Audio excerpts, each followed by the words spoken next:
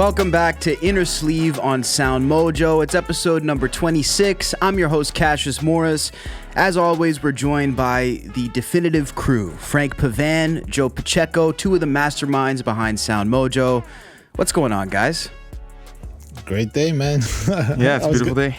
Beautiful always day. Leading into the weekend when we do these tapings, so it's always like a little bit of a weekend vibe. Oh man, Thursdays are the best. It's the best. You know, tomorrow's Friday, then you look forward to the weekend. Can't complain. Exactly. You can't complain at all. And I know that you're probably in a good mood looking at the playoffs as well. Just for a little sidebar, I know that Frank's always watching that especially. Yes. The playoffs have been going well for our hometown team. Vegas is a great opponent. We'll see if they can get a win in this series, but I'm looking forward to it. I'm excited. I am a Golden Knights fan, by the way, folks. That's my little sports tidbit. Now you're a Golden Knights fan. I definitely. Now that I actually watch hockey, I think I can pick a team to be a fan of. Speaking of winning teams, though, sticking with our theme on the show, one of the definitive winning teams in the rock and metal world right now. Pop Evil are our guests on the show today. Specifically, their lead vocalist, Leigh, who I don't know what you guys thought, but I mean, just in my view, an incredibly passionate man and a man who really cares for what he does. That's a good way to put it, Cassius. Like, when I was watching that back, you could just tell how very proud he is about the rock and metal genre. And, you know, he went on, the viewers will see for themselves, but he went on to talk about how rock and roll, metal, it's very much a blue collar form of, and it's the blue collar of the music industry, I think is how he put it. Yeah. You know, it's an honest genre, a humbling genre. The lifestyles that they're used to keep them humble, you know, touring out in the mountains, traveling through the mountains, in vans, living that blue collar life opposed to being, you know, pampered in Beverly Hills. It was kind of that narrative that he spoke about. But yes, very proud about the rock and metal genre. I enjoyed listening to him. Very, very like entertaining speaker. It's interesting because like that's the first note I put down on my list of talking points was like the overall takeaway I got from the entire interview was just he doesn't take anything for granted.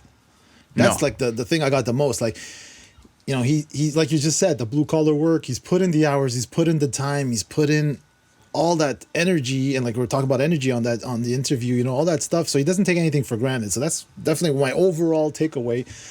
And also like he spoke about how rock and metal is the blue collar of the industry.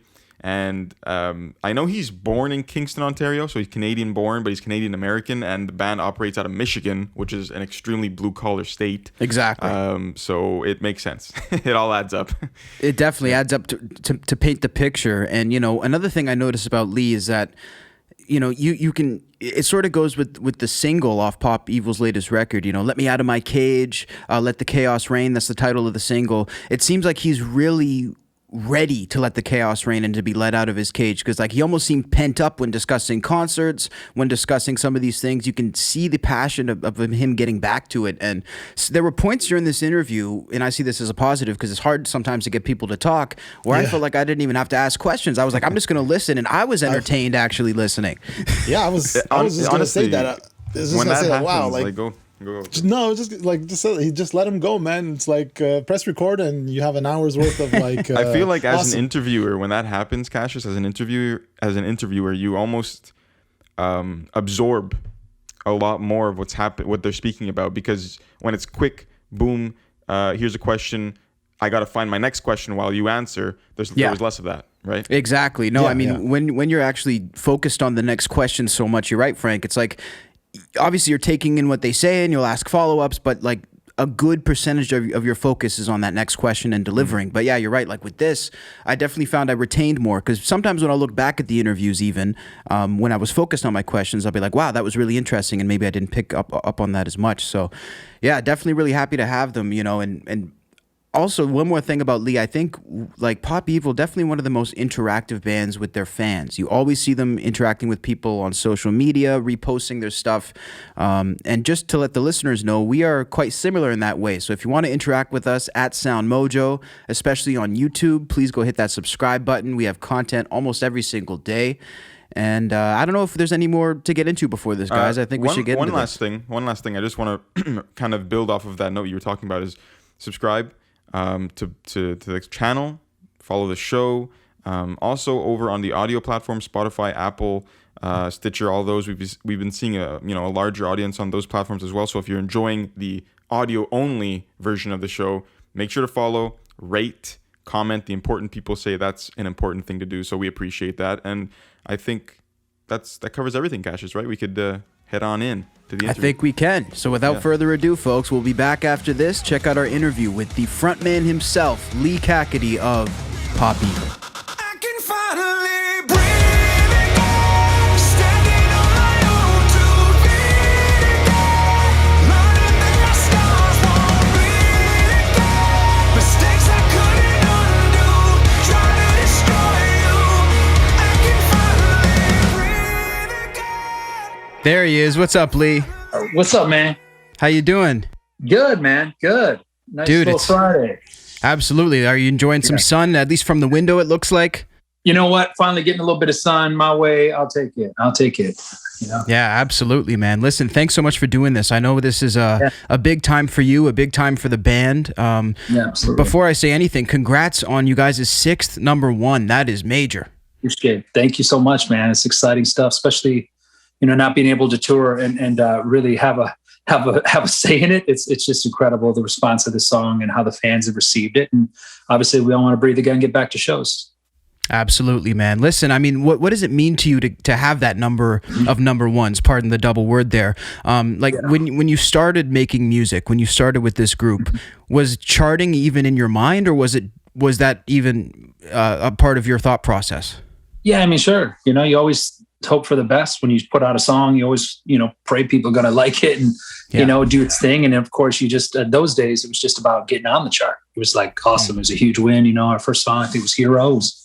I think it got up to 22, and that was huge. We were like, wow, we're finally, out of Michigan for a minute. We were able to go full time then. And that was kind of the start. And now, of course, every #1 is just, I feel like it's even harder. It's so much more competitive, and, you get older in your career. It's just, they're not easy. You realize just how delicate this whole business is and how your place is in it. So it was a huge honor, definitely a credit to our team. Obviously the band members, not being able to be around those guys and our crew. It's just pretty special and emotional at the same time, not being able to, like I say, tour.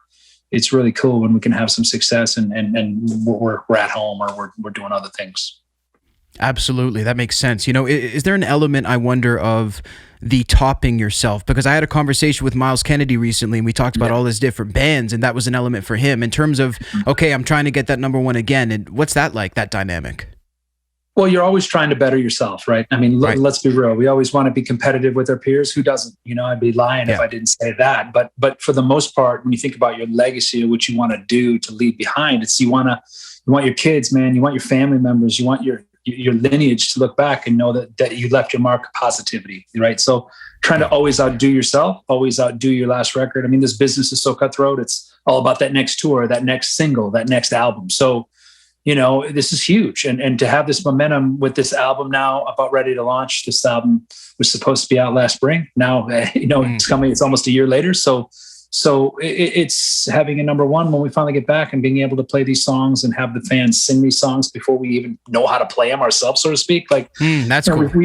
We finished these songs in the studio and we were ready to go to rehearsals. So yes, we know how to play them. We played them in the studio, but when you're in rehearsals and you play them on stage, they really become your songs, and unless you're a musician, sometimes it might be hard for some people to really understand that. But, when I think about the previous albums and starting off tours playing them, they mean something totally different to us now when we play those songs, the old catalog. So I'm excited for these songs to kind of marinate into our catalog and into our tour live show experience and see where it goes from there. But it's definitely huge. Definitely, we always are. We're grateful for the success on the charts, top 10s, top 5s, but especially #1s are sweet, no doubt about it.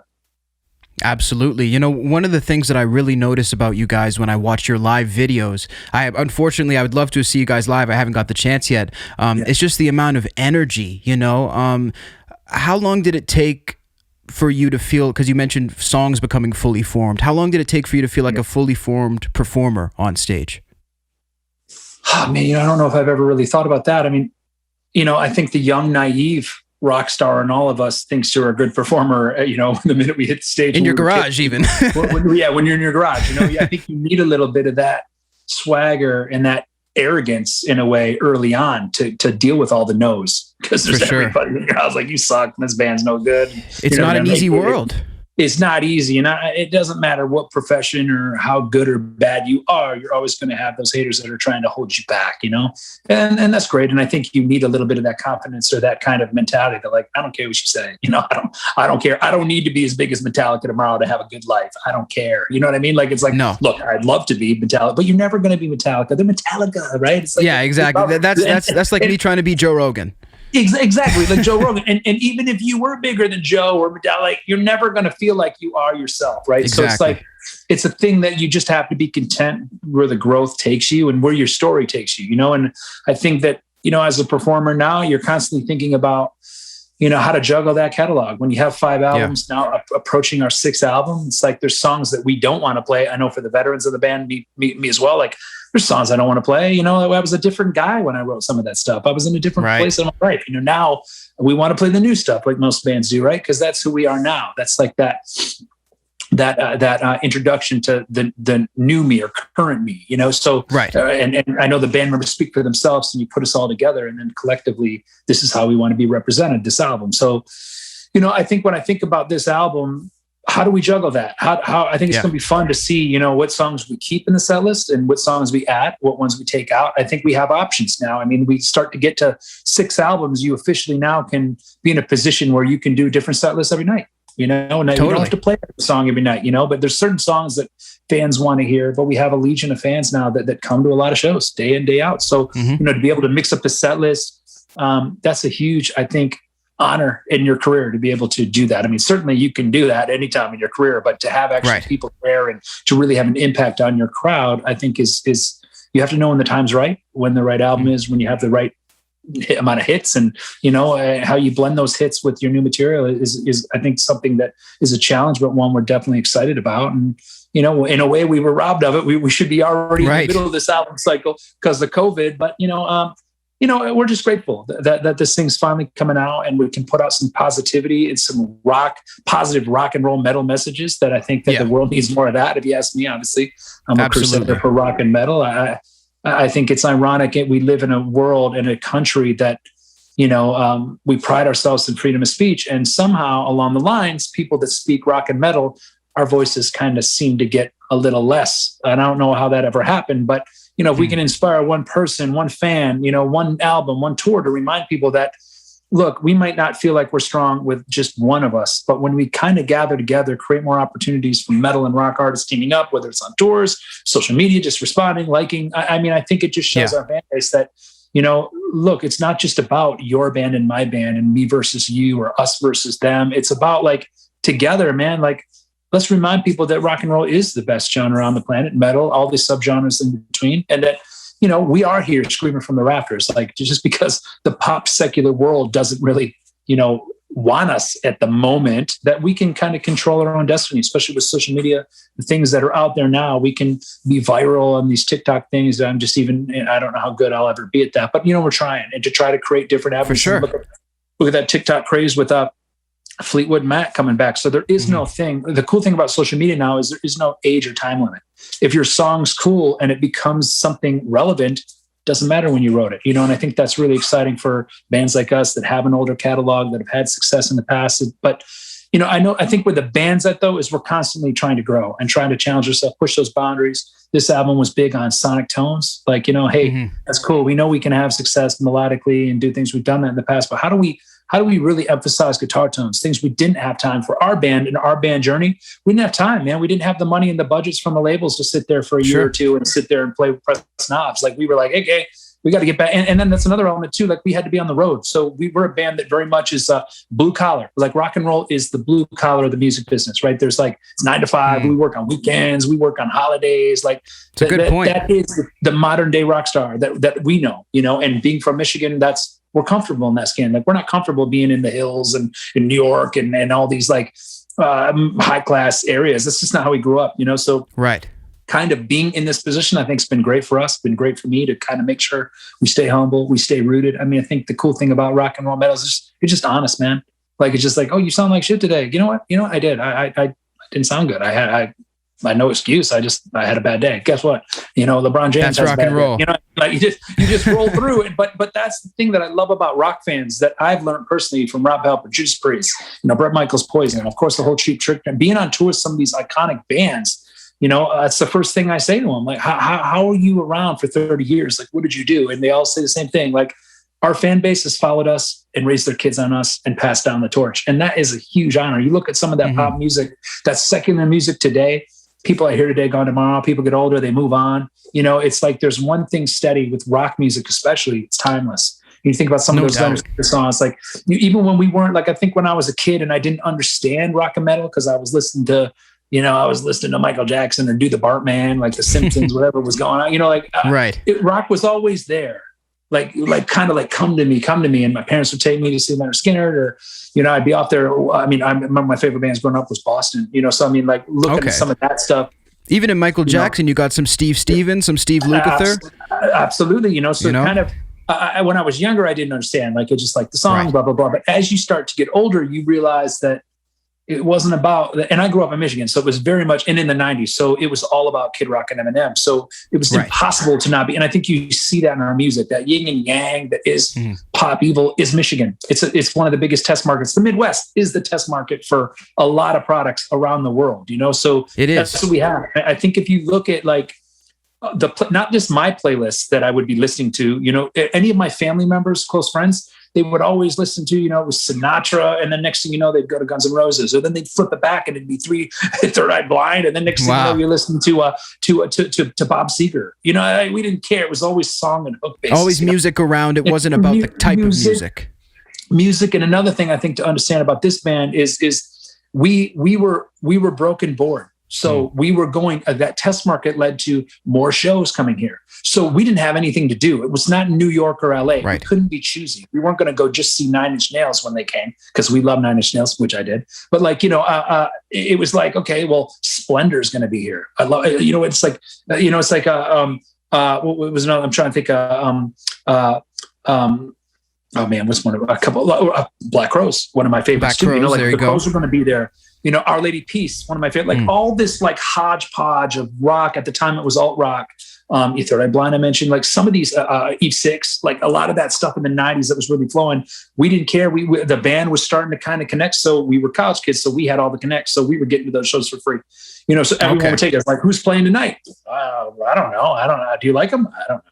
Let's go. Let's what I mean? And then we started watching those bands. It was like, God, next thing you know, like Our Lady Peace, your friends would be like, no, we need to like Pantera. Like, we need to listen to that. I'm like, yeah, I know, but I'm a singer too. Like, I don't mind Our Lady Peace. Let me hear it. You know what I mean? Like, and some of these bands that were just thrown at us in Grand Rapids, Michigan growing up, it was like, let's go. And little by little, you'd pick out things. You'd understand the choruses. Like, I was always watching what brought that crowd together for that moment, because it was always different. Right. When you go to a show, you're like, wow, what's that person doing here? But then when that hit song or that song comes out, grandma's like in the back going, ding, ding, ding, ding, and you're like, Grandma, I didn't know you listened to Pantera. She goes, I don't know what you're talking about. Pan what? I just like this song. Like, so it's kind of like, those were the relationships of the people that were around me, that were influencing me, that taught me. It wasn't always necessarily about the artist. It's about the song. The song moves you and it gets you interested to open the door to want to learn about that band. What is it? Why do you write that? And I think today's rock star is you don't have to write in the same genre. There is no shelf,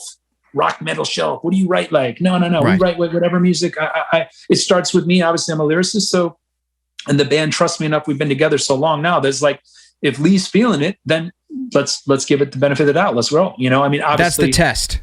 That's the test, right? Like, because they know, like, if my energy's not into it, then they're going to suffer, right? Because they're playing the songs. If I'm singing it like tired or exhausted, or I don't want to be there, then you're going to see that in the rest of the band. So we know now, 6 albums in, that we want to keep that energy, that live show. It all needs to be from that excitement. It needs to be fun. And I know it sounds obvious, but there's nothing about the recording process that's fun when you have to re-record the demo you love, right? So that was a big thing on this album.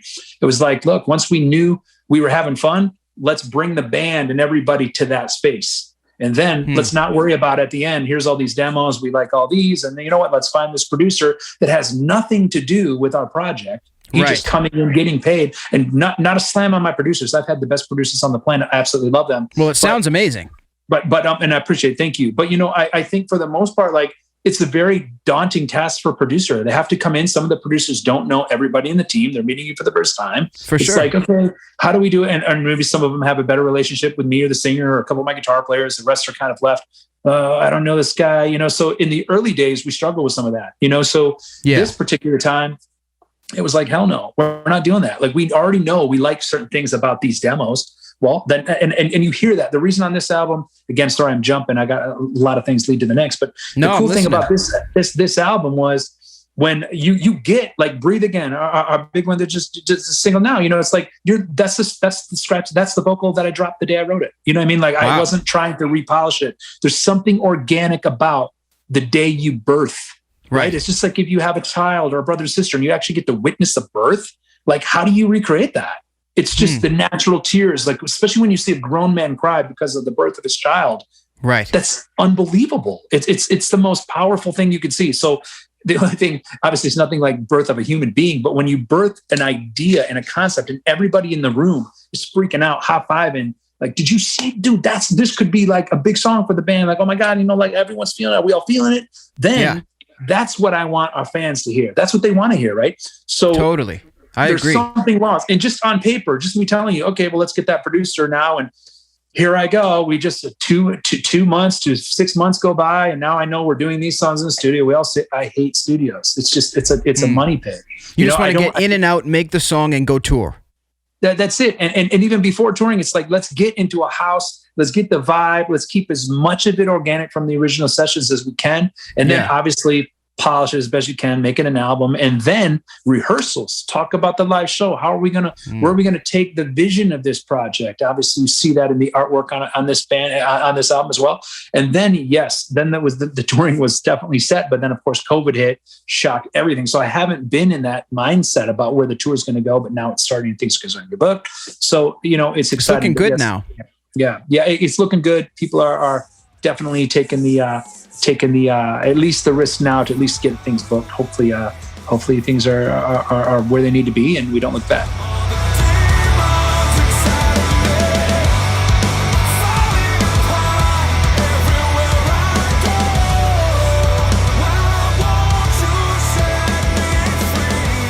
It makes me wonder, one of the things that was in the news about you guys recently was that you had talked about how some members of the group went to regular work that was not in the music business to support themselves during this COVID shutdown, which is obviously called for. I think anyone who knows something about the music business wouldn't be surprised by that.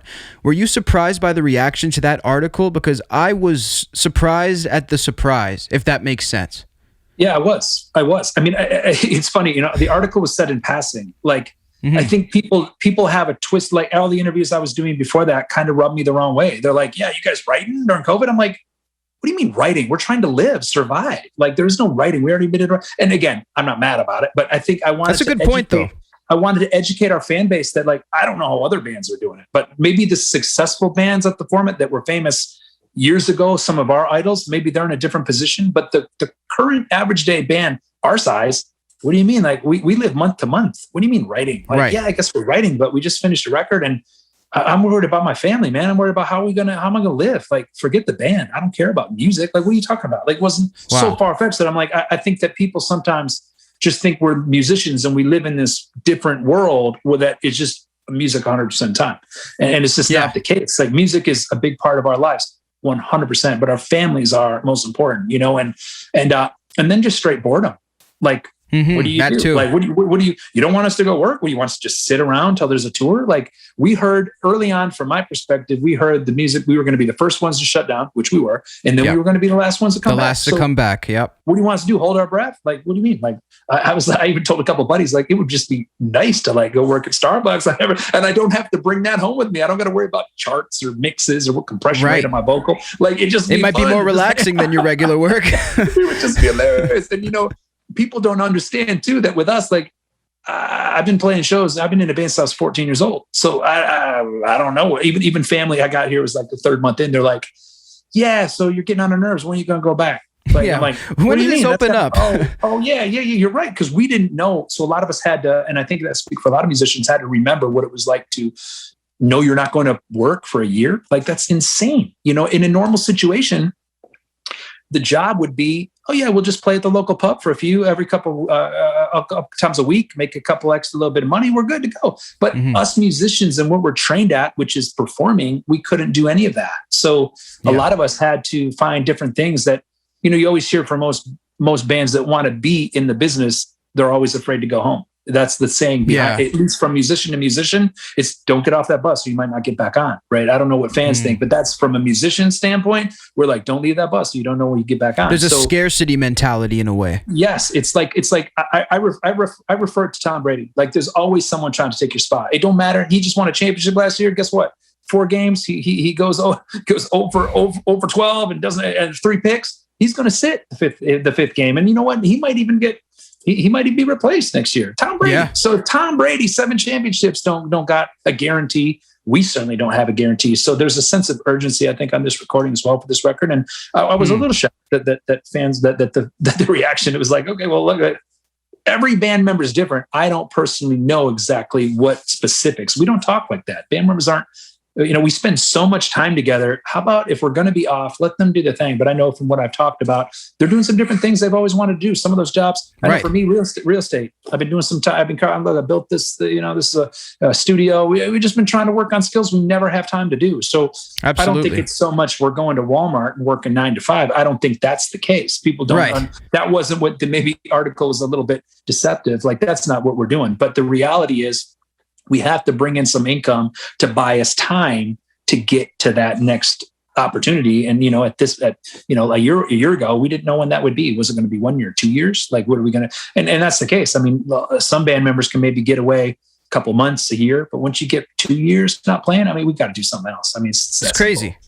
Yeah. And, I first of all, I appreciate the fact that you guys have been open about this, because I think it says a lot about fans' perception of the music business. And I feel like rock and roll has been around for so long that maybe we should break down that fourth wall, because it's, I feel like these are just people at the end of the day who are amazingly talented, but you're human beings with families and such.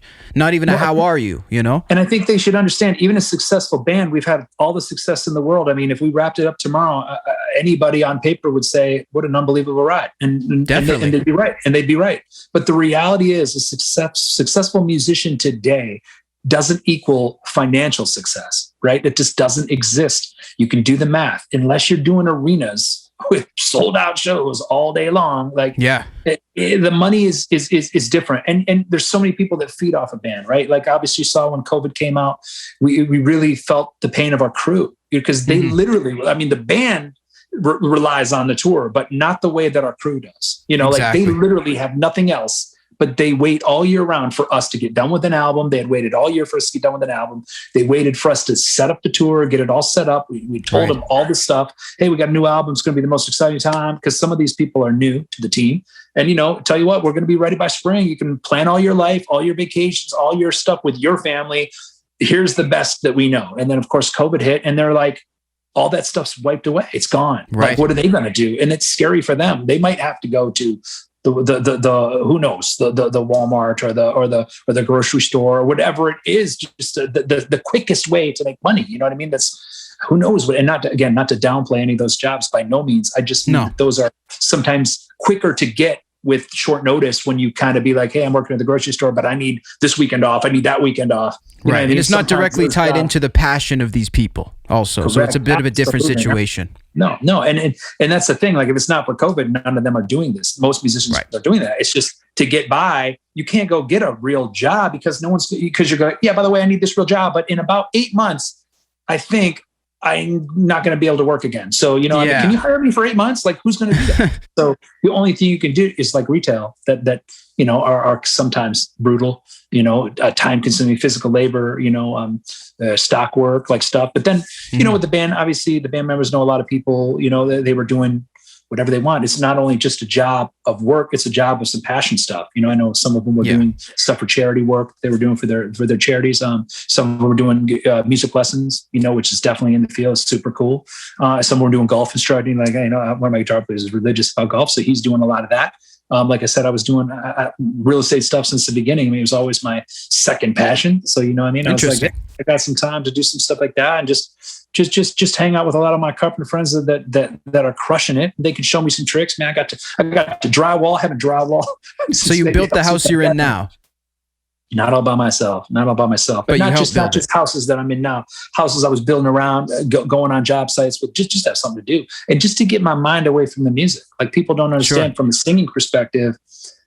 I've been playing, 150 plus shows since I don't know, what was it, 2000? So it's like, if I was going to get off, I was going to give my ears the ultimate rest. So when we come back, we know we're going to come back. Most bands are going to come back with a vengeance, right? It's like, okay, we got to be on tour now for an extra 3 months of the year. Let's go, and we're all prepared that, does that mean we act like promoters and concert venues in general aren't suffering? Like, just because you want to play doesn't mean people can financially have you, so you got to be a good point too. Got to be prepared for all aspects. Like I said, this is the music business. This isn't just music. This is the music business. So you have to understand the music business first, I believe, to survive in it. Music is the easy part, right? Like, we love music. Yeah. That's the fun part. It's just like building a house, living in the house, the fun part. Building it's tough, like, so you gotta like, just, again, 6 albums. We're not the same band when we came in that we're excited about just being in the studio. It's like, we want to win, and we want to win for our families. We want to win for our fans. It's just a different mindset. Yeah. Like, if you asked me years ago, what you were in it for, the answer would have been different. Now it's simple. I can answer you, looking you in the eyes while on the phone, like, to help other people. That's simple. Like, to help that one person breathe again. That's one of my favorite songs all time. Just of all the times we could, and we wrote this song pre-pandemic. So of all the times we could have wrote the song, it happened to be now. And I had no idea, really. People ask me, what did it mean? I'm like, I just shut my eyes and see what messages are being sent to me, or what is my body feeling? And I mean, I don't overthink it. Yeah, I might have thought, breathe again. Like, I'm stressing, maybe, whatever it was. I mean, obviously I wrote it about 2 years ago. So now it means something totally different to me. Wow. Breathe again. I think about the fans and how I want to breathe again with them together. Like, breathing again now, for me, I realize it doesn't exist without those fans breathing with you as one on stage, horns up. That is the breathe again. And you realize just how much you take that for granted. I mean, look, I thought I was grateful. I'm a humble guy in general. That's how I was raised. But the reality is, wow, breathe again. I didn't know how much life that this like brings to me until it was gone. You're like, wow. I mean, and maybe it broke some people. We'll see how many people come back. I don't know. But for those that I really feel it's infused in them, you realize that there's something that my fans give me, my family can't give me. You know what I'm saying? Like, there's you can't sit there as a musician and want fans as a kid and not be able to be responsible enough to appreciate them when it's their time.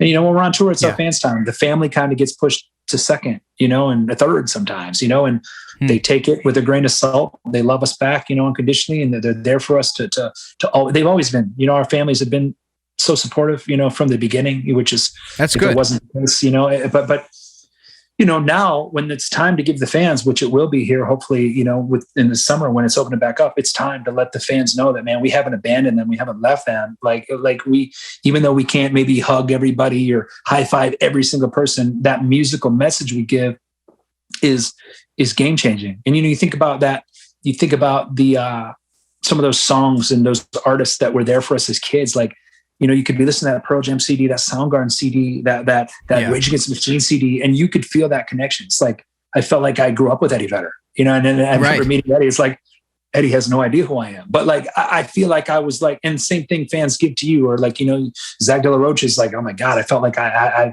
I felt like he's my best friend because I listened to him enough. Right. That voice, like, that voice. You know that voice. It's like a comfort. It's almost like cereal, right? I always give that. It's almost like getting that Fruit Loops. Like, I don't want that Multi-Meal. I want that I want that Fruit Loops because it's got the bird on the box. I want that brand. I want that colored milk and that junky food. I want that colored milk, man. Like, it's just a comfort thing, And when you're a singer, when you have a band, like, people bring us into their homes. They bring us into their lives, And I think that's the biggest thing that's resonated with me over the years is that everyone that wants to tell you, whether it's one or whether it's 100 or thousands, depending on who you get to talk to in your touring year, they all have a story about how these songs have impacted their lives. And I think that's that's something worth way more than just a number one or plaques or platinum records, even though that stuff is amazing. Don't get me wrong. But I think that you really see at some point in your life, like what it's about and trying to make a difference. And, it's impossible to always just be groundbreaking and write that new sound and that new thing. And certainly we're trying to take experimental stuff. And,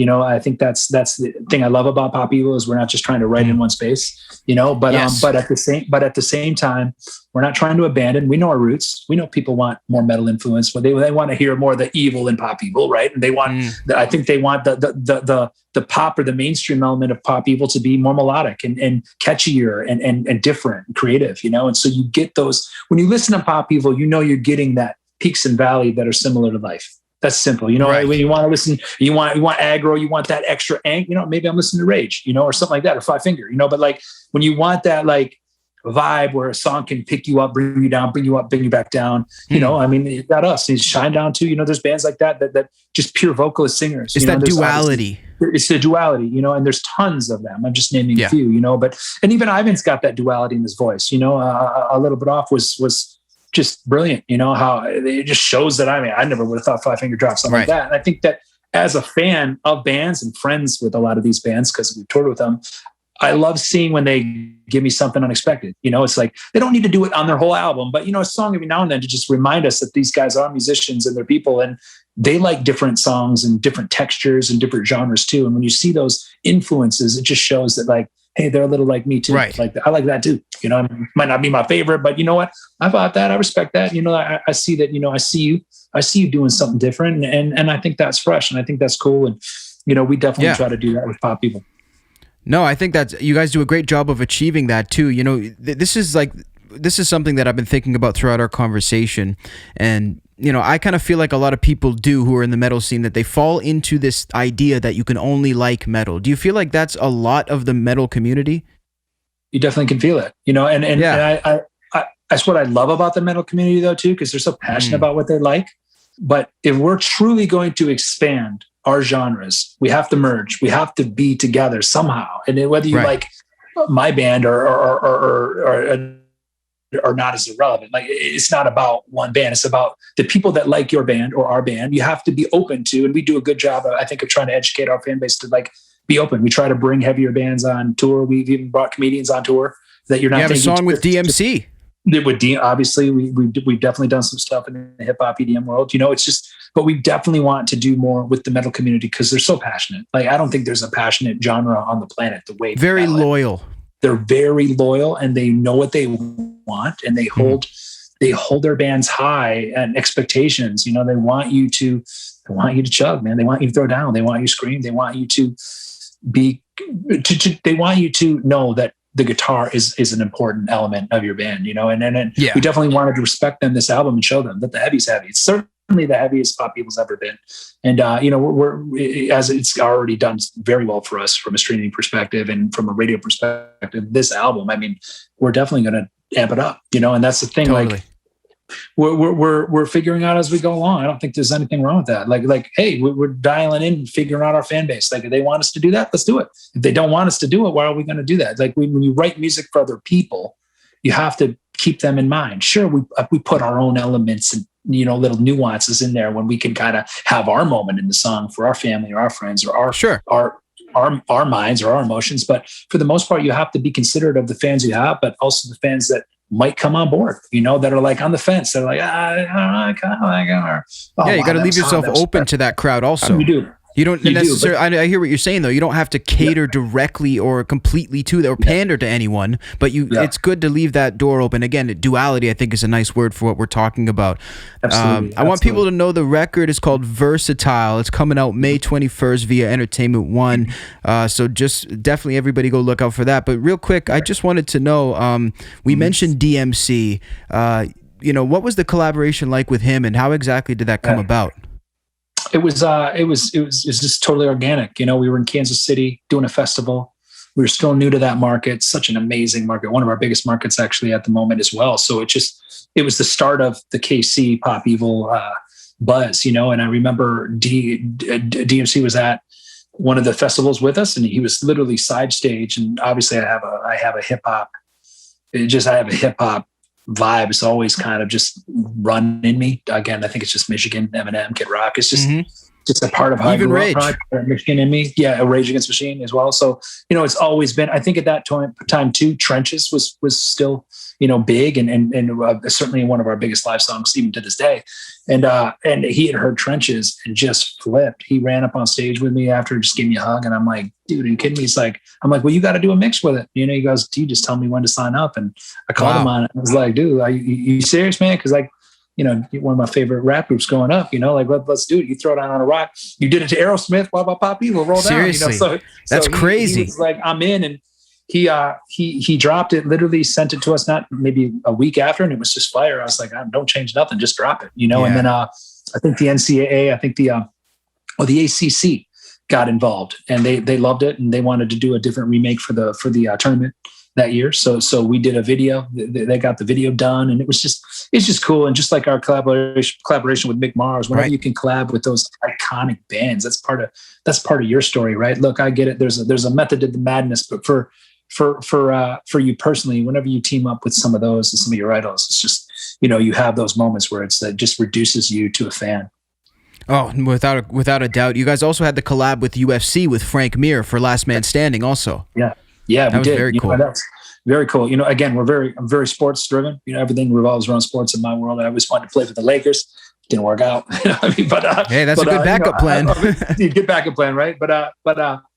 So I've always just that sports mentality. I got a lot of celebrity athlete friends that are always just always we're always kind of going back and forth, razzing each other about stuff. So, always trying to get them to listen more rock and metal. And they're like, when are you going to write it? So I'm like, well, it's coming. So doing that, it just is a no brainer. It just always has kind of worked with sports and ESPN. They've been so good to us over the years. And Frank Mir one was in the early days. It was huge love. That's so cool. To end it off, Leigh, we just have this list. Obviously, here at WatchMojo, we're well known for our top 10s. And this top 10 list is the top 10 strangest concerts ever. But before I reveal the top 3 on this list, do you remember your strangest concert ever? That I went to or that we played? I would say that you played. Oh, man. But if there's one that you remember that you saw, that would also work. Tons of them, probably. I can't think of anything crazy off the top of my head that just cool. I mean, crazy to me is different than you're crazy. Like something that's just ultimately amazing, like super cool. A lot of the Shiprock cruises are amazing because they're just the backdrop. Like you're on this boat. Like I remember the last time we played it, Footsteps was out 2015.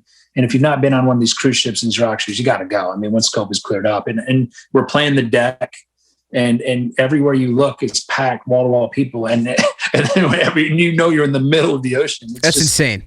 That's crazy to me, right? It's just like, how are we with all these people rocking the Atlantic or rocking the Pacific? This is just insane, So that stuff is probably crazier to me, or even the wild crazy, some of those early shows, man.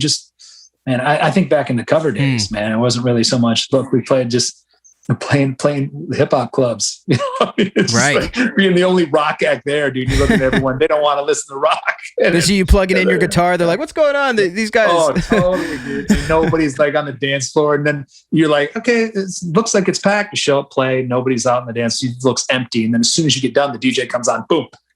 So those are some of my least fun times in the early days. It was painful with the covers, but nothing.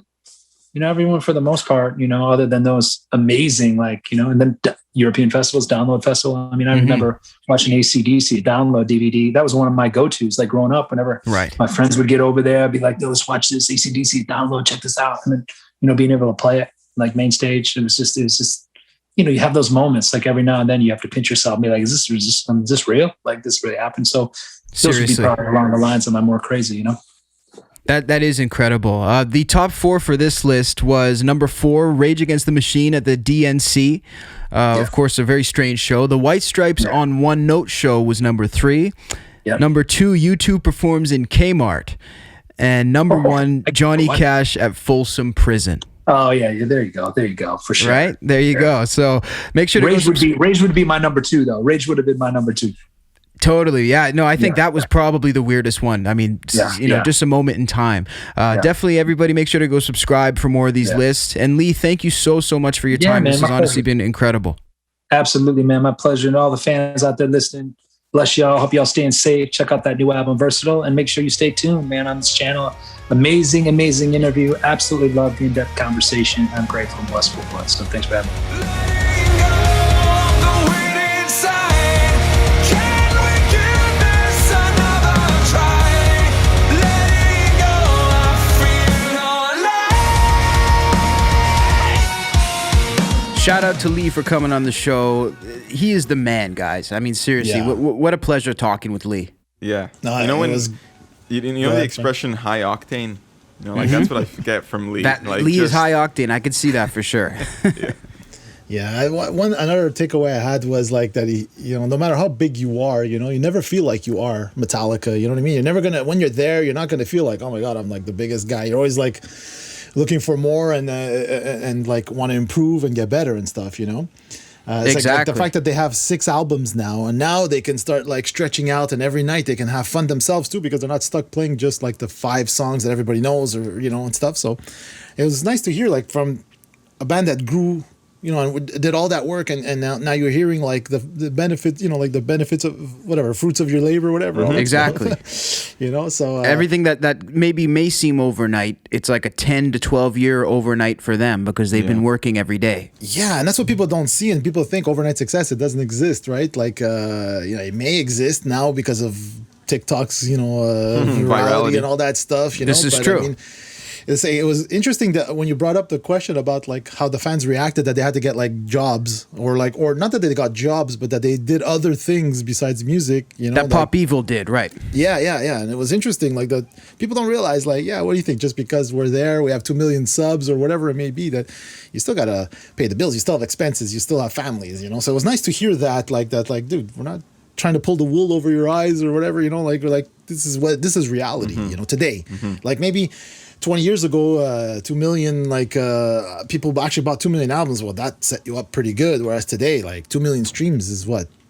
I don't know, like a couple $100. It's not it's not, or a couple $1,000 probably, but it's not like life changing, You're not Frank Sinatra with that money. No. And it is fascinating, Joe. I mean, I think like years back, you're right. I mean, because we got to put it in perspective. I mean, putting myself in the shoes of someone who doesn't understand this business, I would understand like seeing someone on a billboard in Times Square like Pop Evil just had this month. I would probably think they're set. But you're right. Like once you even delve in just a little bit into this business, you realize that's definitely not the way it works. Like most of the guys on your favorite TV shows probably do regular work a lot. That's just down. But there's like that whole what is the expression they use these days? Like the gig economy, right? Yeah. So it's like everybody's doing like a gig on the side or 2 and stuff. So it's like you have to make ends meet, man. It's real. Like Cassius, I think you said it's real life. Yeah, exactly. That's the thing that you really get from Leigh, and I like that you made that point, Joe, that nobody's trying to pull the wool over anybody's eyes or act like anything is at a level that it's not. Leigh is perfectly happy at the level that he's at, and that's something that I wish more people could have, because I feel like a lot of folks set themselves up like, I'll be happy once I reach this or once I get to this. Really, you could be happy the whole way through if you work on it.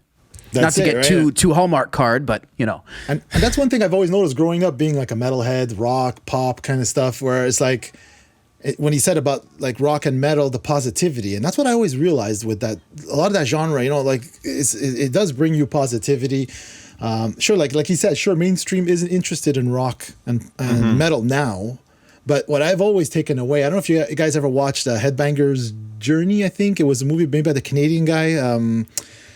Sam Dunn. I've seen a lot of his stuff. He says it in the past. Yeah. He's fantastic. I'm a huge fan. But I think I watched that documentary like I'll watch any documentary on music, but especially when it's stuff that's like my generation, I'll watch it like 10 times, And at the end of the movie, he just sums it up perfectly, where he says like, you may not be into metal or it may not be like the most current thing, but hey man, we're doing great. We don't miss you. Like that kind of thing. Like we're fine. And that we've seen that. Proof is that like bands like Iron Maiden, sure they have, I did hear them on the radio when I was younger and stuff, but like there's a lot of big metal bands today that don't get radio play, that don't get the spotlight, Like and our like older world tours.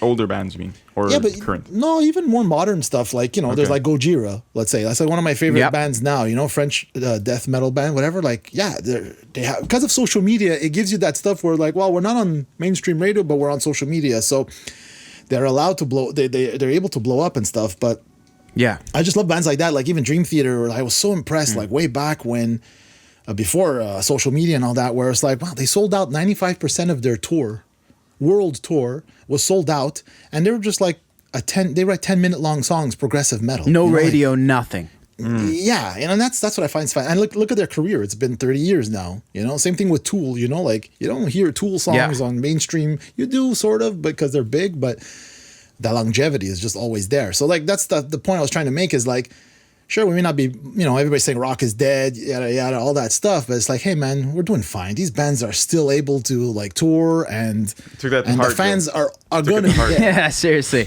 I know. it's what? You're hitting me, Joe. Oh, You're yeah, giving me yeah. the feels because- right now. because it's something like that I've been saying forever, or realizing forever, that it's like, hey man, we're fine without you. We don't need to be in everybody's faces. We're not a McDonald's commercial that you need to say 7 times. before Exactly. you know, like we're just like, it's metal. And that's where the honesty, look, we have to get jobs, we have to do stuff, we have to hustle. It's like, that's what I love about the whole thing. There's like, you know, it's not about like the clothing. Sure, some stuff is makeup and the look and stuff, and that's cool. But like a lot of stuff is like, dude, it's just jeans, guitars, and we're here to rock out, you know? And that's Exactly. what I love about, that's The what I love basics. about that whole, yeah, that's it. Totally, man.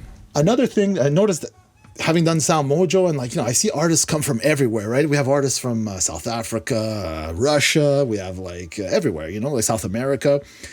And what's cool, I noticed like there's Michigan, you know, like you were saying before, like there's that sound that's coming from, and like they're part of Right. that sound. We have an artist on SoundMojo called Heart of Jordan, and it's like, wow, it's the same kind of sound, that big rock with amazing harmonies, you know, like, and like very good melodies.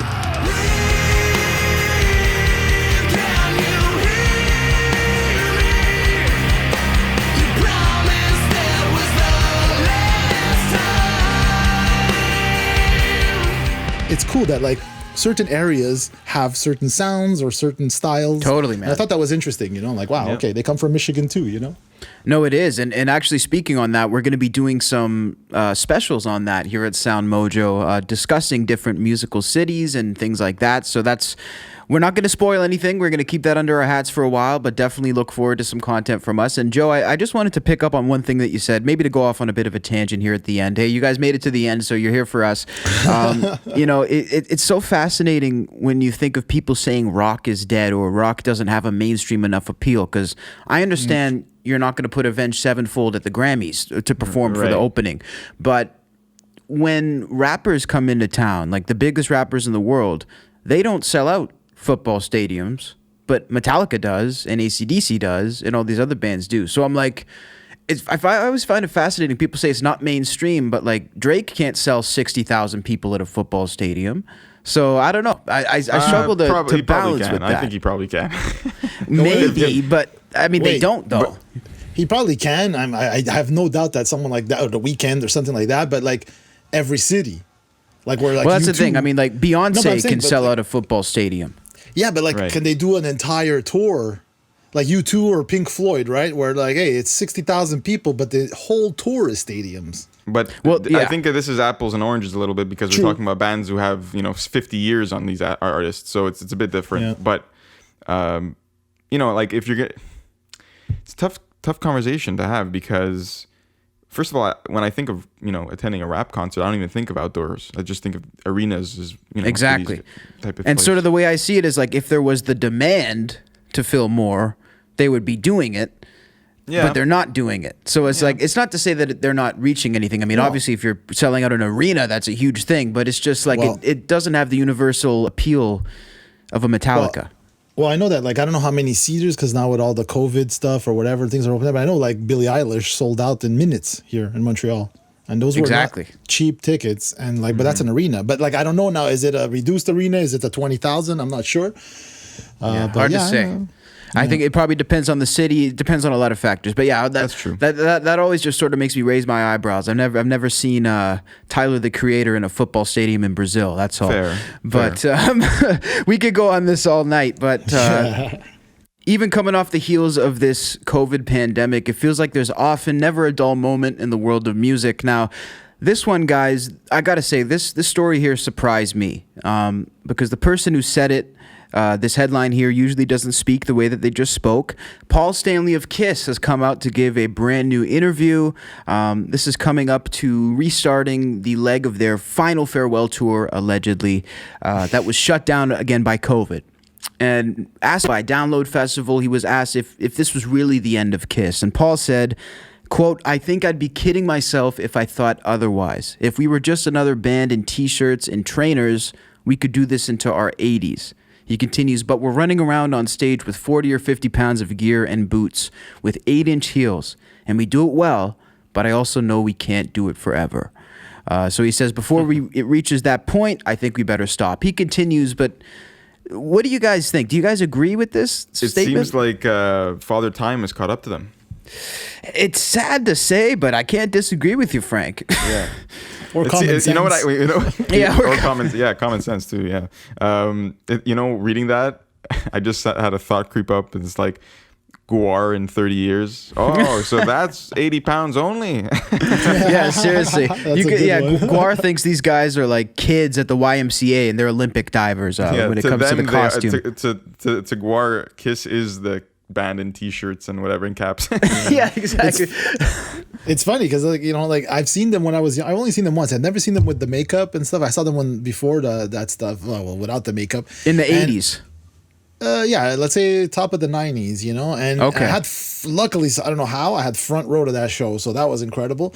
So Wow. I got to see, and I agree with the guy, like I got to see them perform, and like honestly, Gene and Paul are massive performers. Like They're insane, man. especially Paul, because he had 2 cracked ribs or broken ribs or something, and he was even wearing something on it. And dude, that guy was running. Basically, he put on same show, so.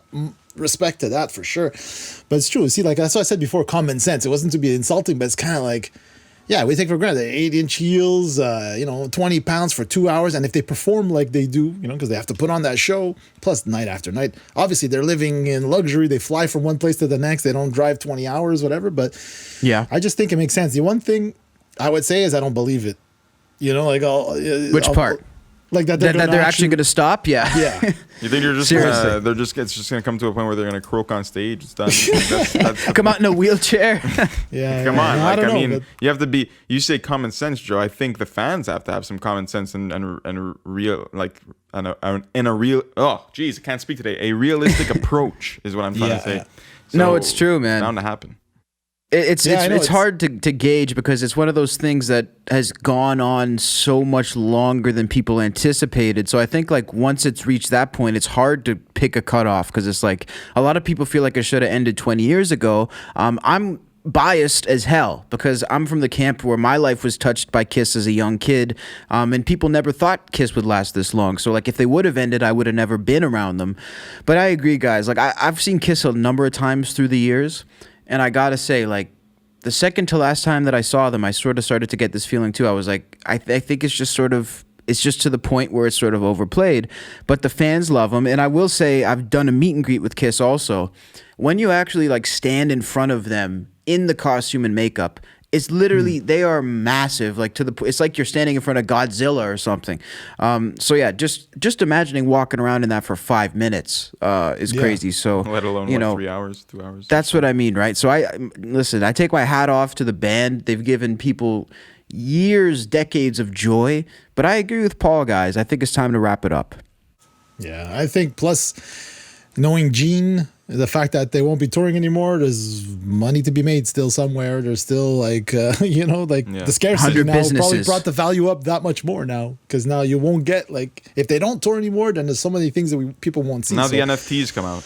That's it. Exactly. The Kiss NFTs and Kiss crypto coins as well. That's going to be Kiss coin is going to spike soon.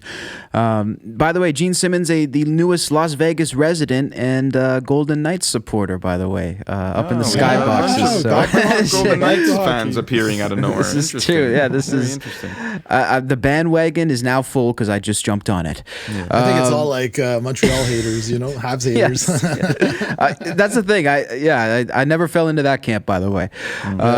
some other cool stuff that's happening in the world of music, and this, again, sort of caught me off guard, but pleasant surprise.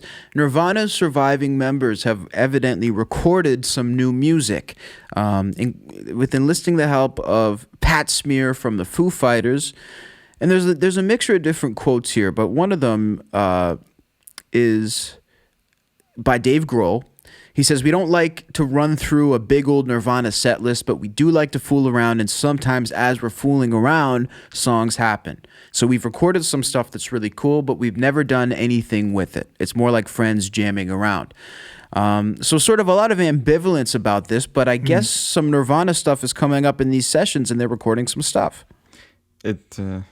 We spoke about this before, but like, how the hell would you replace Kurt Cobain? Sorry, like, Exactly, man. But I don't think so. I think the only person I would think the best way to do this is to have invite a bunch of different guest vocalists on each song, and just to like whatever. What I curious. found was cool was I believe it was Dave Grohl who said this. It was, we've never done anything with it because this is older stuff. It's not like they're getting together to make this. It's already done. They have some stuff from the last couple of years, I guess. Yeah, and it's, end quote, it's more just like friends jamming around. It doesn't really seem like any sort of big official reunion, end quote.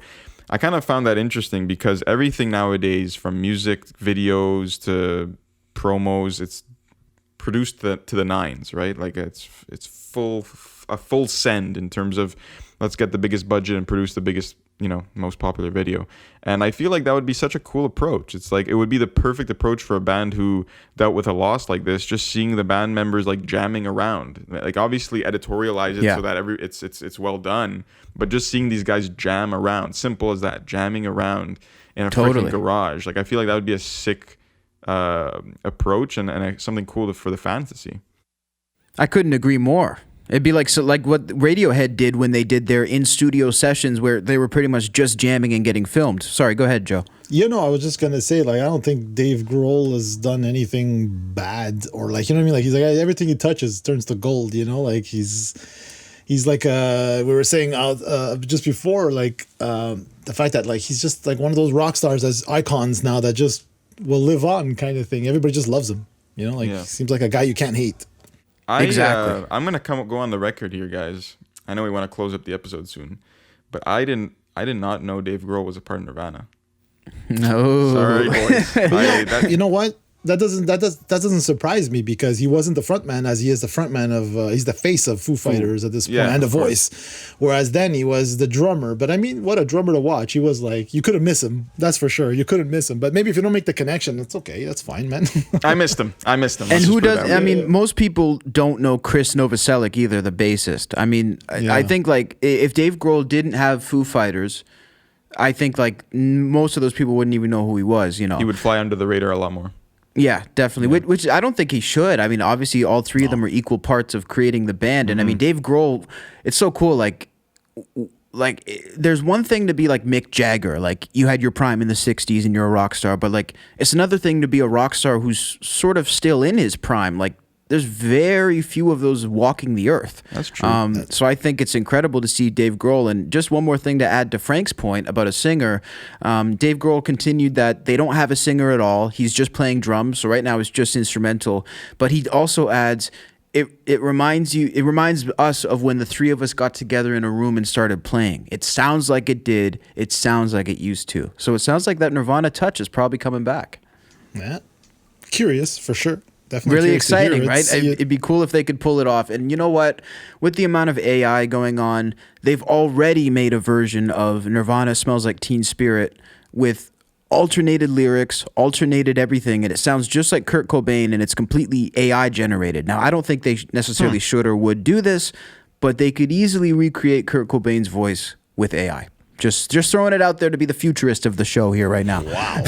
Yeah, I know. There's a lot of crazy stuff going on. And the hate comments start coming in now. Yeah, it's interesting because it's also scary, man. Like, it's cool because you can keep somebody forever, technically, like, but at the same time, like, wow. It's bizarre, right? Whole new world the we're dead should entering. remain dead, like almost. Like that's the thing. Yeah, it's man. tough. We'll definitely be able to pick up on this soon because, you know, we already had the Tupac hologram. Who knows what we're going to cover next here on Innersleeve. But whatever it is, we know it's going to entertain you guys. We appreciate you guys taking the time to listen to this. And I don't know if the boys had anything else to add here. No, I'm good. We'll add stuff for next week. We have to stop ourselves at some point. Well, this has been episode 26. Thanks again for checking us out. Please click that subscribe button on all of our platforms. That's YouTube, Apple Podcasts, Spotify, Stitcher Radio.